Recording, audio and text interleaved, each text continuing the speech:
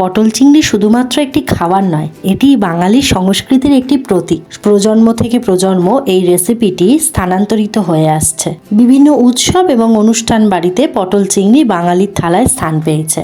অনেক বাঙালির মনে পটল চিংড়ি শৈশবের স্মৃতি জাগিয়ে তোলে। মায়ের কিংবা ঠাকুমার হাতে পটল চিংড়ি অনেকেরই প্রিয়। পটল চিংড়ি তৈরির বিভিন্ন পদ্ধতি রয়েছে, আর প্রতিটি পরিবারের নিজস্ব একটা রেসিপি থাকে, যা ঐতিহ্য আর সম্পর্ককে অটুট করে। আজকাল সারা বছরই পটল বাজারে পাওয়া যায়, আর তা দিয়ে নিত্য নতুন রান্না করার ইচ্ছা সবারই হয়। কিন্তু শেষমেশ দেখা যায় সেই পটল আলুর চিংড়ির তরকারি, পটলের দোরমা, পটল আলু কুমড়োর তরকারি আমরা বেশি করি। কারণ চিংড়ি মাছের সঙ্গে পটল যেভাবে জমে, তার যে স্বাদ পটল এক্সপেরিমেন্ট করে তা পাওয়া যায় না। তবে পটল রান্না করার আগে অবশ্যই লাল করে ভেজে তারপরে তরকারিতে দেবেন, তাতে স্বাদ অন্য রকমের আসে। আর সব সবজির সাথে পটল রান্না করলে সেদ্ধ সেদ্ধ খেতে লাগে। ভিডিওটি ভালো লাগলে লাইক করবেন, subscribe my channel. Thank you for watching. Tata.